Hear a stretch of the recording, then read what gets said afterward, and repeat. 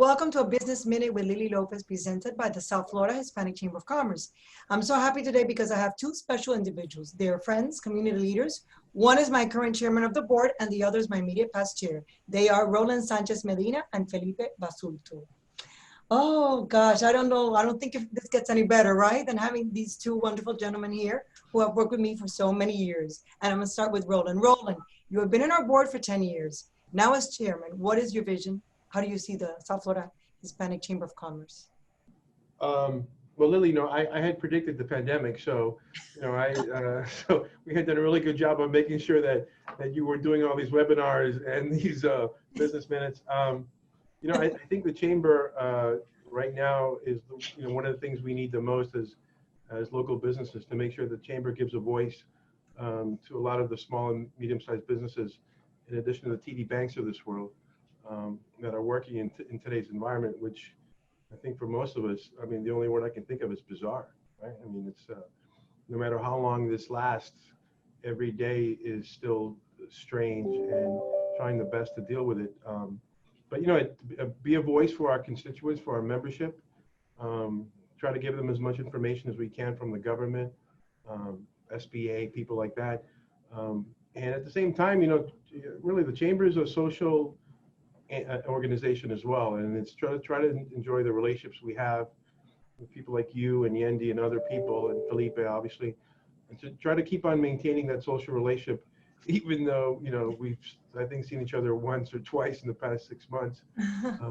But it's those things, to inform them of what's going on in our community, and at the same time, try to maintain the closeness and the intimacy that we had. And you were president of CABA. Tell me about the importance of belonging to civic, political, and social organizations and nonprofits like ours. The value in that, because I know that you're very involved in many organizations. I went to a Jesuit high school where the motto is to be a man for others. And when you're younger, you don't know if that really sticks, but I think there's a part of me that actually plays a role. And in addition to being a lawyer, reviewing, revising, and helping consummate contracts and transactions, there's nothing better than being part of an organization that helps our community. And to me, making it better for my family, my children, my children's children in the future. And it also allows me an opportunity to meet people such as you and Yendi and Felipe and the rest of the board. It's such a wonderful opportunity to spend time with people that are both professionally very accomplished, but at the same time care about our community. Now my question is for Felipe Basulto. Felipe, you served a dual role as chair of the GMCC, the Greater Miami Chamber of Commerce, and our chamber, when we suffered the terrible loss of our past chair, Ralph Gonzalez-Jacobo. That must have been very difficult for you. How were you able to manage both chambers of commerce and also deal with me? With Lily. Well, that in itself is a whole surprise dealing with you, but it's actually a pleasure, Lily. First and foremost, prior to Ralph's passing, I had been chair of the chamber for 4 years. Actually, I had extended the original term, and so it was easy to slip back into to what I knew. And working with you is always a pleasure. You're the hard work and effort and everything that's behind the South Florida Hispanic Chamber. So I just get to come along for a ride. Granted, it was only going to be a couple of months, but then all of a sudden, it was an interim thing before Roland took over as chair. But then we went into COVID, and then we started with webinars, quarantines, business minutes, and financial planning. There was a lot of great discussions and a lot of great lessons learned throughout that process, Lily. For me, it was just a matter of balancing out, my time and making sure I was committed to it. And I found energy in places I didn't think I had it for some of this because work is challenging. I work with TD Bank, America's most convenient bank, and have a pretty busy job there. With the Greater Miami Chamber and with this chamber, it was really a matter of focusing the time, because I wanted to make sure we were contributing back to the community. And I think that your focus becomes your reality, and I focused on supporting and assisting. And the reality is that both the chambers have done an outstanding job, and you continue to evolve new ideas and new activities, and we'll continue to work together to make them come to fruition. Thank you, and I value having you very, very much. Roland, your turn. Okay, you know, recently we sent a letter to the mayor, and you know that we started a petition. We have over 1,000 signatures already, and we're pushing for the Mayor Miami-Dade County Commissioners to reopen at 50% capacity the restaurants, the banquet halls, ballrooms. And so how do you see that we can really make change in this? Well, you know, this is one of those things that we talked about, giving voices to our membership and giving voices to the business community. It's a lot easier through the chamber to do so. And I mean, I just think it's unfair, it's unreasonable to see people sitting outside, you know, 6 feet apart. They could very easily be sitting inside 10 feet apart. I was at Morin's earlier. There's a couple of places in Merrick Park, you know, and those are places where, you know, there's bartenders, there's waiters, there's barbacks. And I'm concerned for them, for their families, for their ability to pay for the rent, to pay for their kids' school, whatever the case may be. And it concerns me because I'm not sure that either the signs or the rationality for closing the restaurant, I really don't see it. And it's disappointing that that their voices have not been heard, and I think all of us. And by the way, just the consumers as well too, want to see them reopen. You don't have to go inside a restaurant if you don't want. So if you feel personally comfortable doing so, and you're 6 feet apart, it just makes perfect sense to me to allow them to reopen. And I'm disappointed that our government hasn't taken that factor into consideration. Yeah, and I'm very passionate about that. We started in the weekend, and already we have over 1,000 signatures. So I'm glad that we're helping our businesses, and there's a lot of people calling our offices to support that initiative. So I'm very happy that we have embraced it. Now back to Felipe. Felipe, you're involved with City Gear and many other organizations. Tell us about that and your community work, and why do you think that is so important? The community work is critical. I was born and raised in Miami. I love this city. I love South Florida. I think, you know, as an economy, I think South Florida is one of the biggest in the world, period. So that's one of the greatest things. I mean, I want to make sure that we are giving back to this community, making this community better than the way we found it. And that's why I find different organizations that I truly appreciate and support their mission and go to support them. City Year is one of them. They're an incredible organization. They work with a lot of high school kids, specifically on developing their math and reading skills.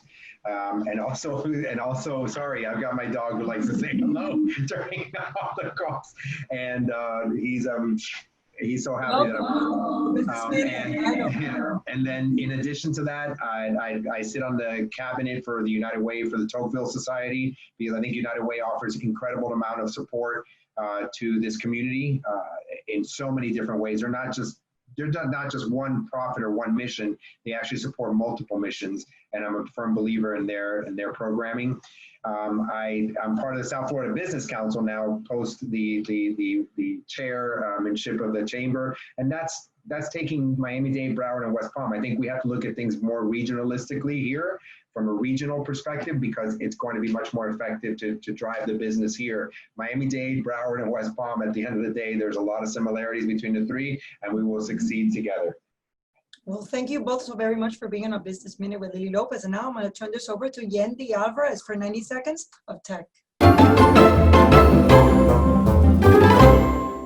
Thank you, Lily, and thank you, Roland and Felipe, for your leadership and for joining us today. Now, I'm going to take it up to the tech level here and ask you guys some important questions as far as the technology is concerned in your industry. Let's start with Roland. Roland, you're a lawyer. Things have been very strange in what is the whole industry, the courts, the systems. How have you as a lawyer adapted to the technology needed to continue to do your work? Well, it actually, it's been about as easy as you can expect. Unfortunately, if I have another Zoom call, obviously it'll be too soon, but that's going to be, you know, as the new normal for the foreseeable future. But other than that, I think, you know, it's been pretty much the same. I think the economy clearly locally and statewide and federally has obviously slowed down considerably. And so maybe a little bit of less work, but lawyers and business people for the most part jump right into Zoom calls and I think it's Microsoft Teams. Microsoft Teams. I mean, I'm doing that more recently. And so in that perspective, it hasn't been difficult. I just think, I think we're all suffering from Zoom fatigue. Yeah. And so I think the Zoom fatigue is a very real thing. You know, I love putting on a jacket, a tie, in my shorts, you know, my bare feet at the house. But you know, you know, estoy cansado. I think we're all getting a little bit tired of that. I think a lot of us, especially, you know, a lot of us who are social people, you know, negotiations, discussions, we want to do it face to face. And frankly, you also get a lot more understanding and reasoning from other people to see them face to face. And I think we all miss that. But in the meantime, it's been frankly much easier than I would have ever expected to go from pre-pandemic communications to the current situation. I never would have thought so, but you know, business continues in this country. I mean, this country, you know, we're a country that, you know, if you don't work, you don't make any money.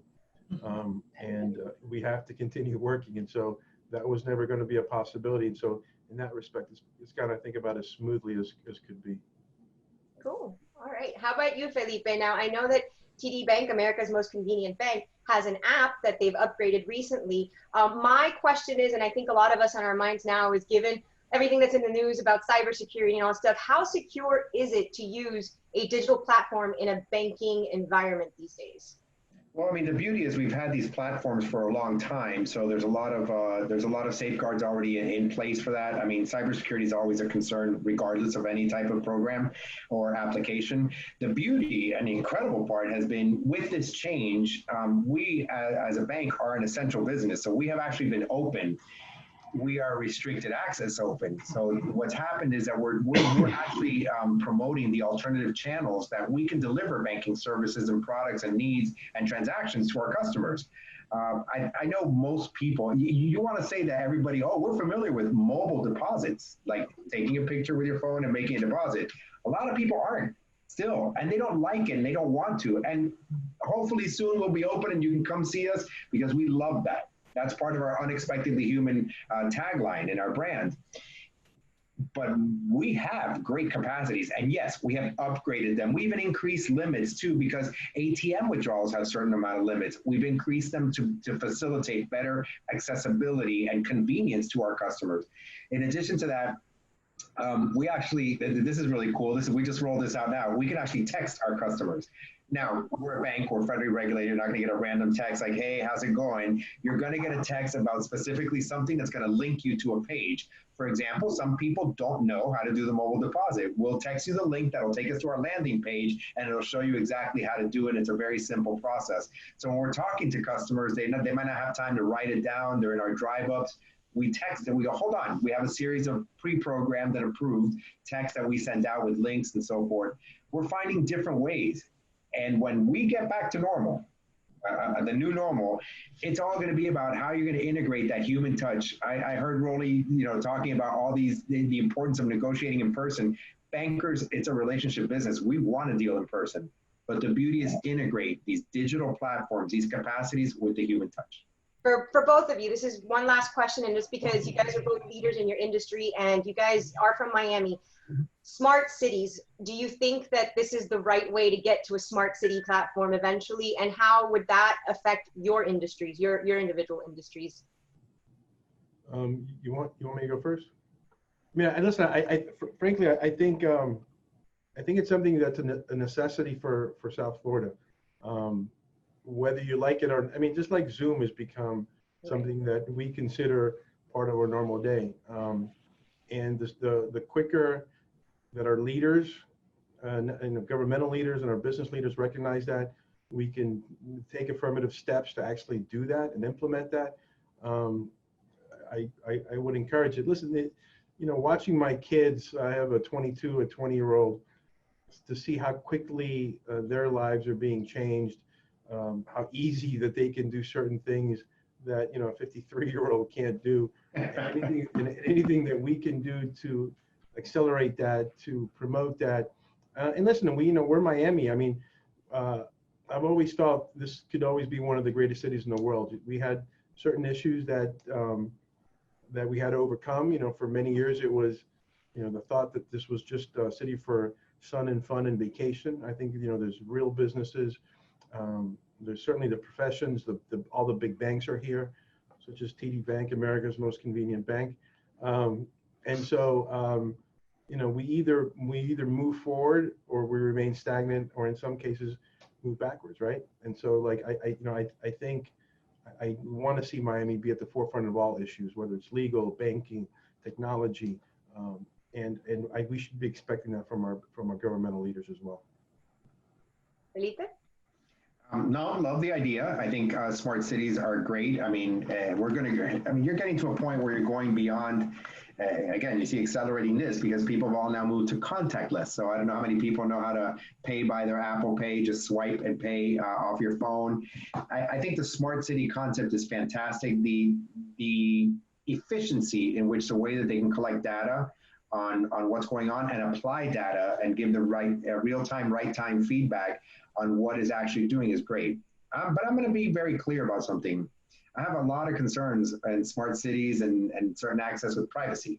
And I do believe that, you know, we really need to maintain a watchful eye under what is getting implemented and be very careful with policies that come out around, you know, implementing certain tracking. I don't want a device implanted in me to say, oh, I can go ahead and scan. That's okay, I'll scan with my phone, or if not, worst case scenario, I'll use the actual credit card or I'll use the plastic. But I think that there are boundaries, and I want to make sure I keep those boundaries, but I love the efficiency of them. And the one thing I've learned over time and dealing with customers is I want things that I have the ability to decide how I want to do them.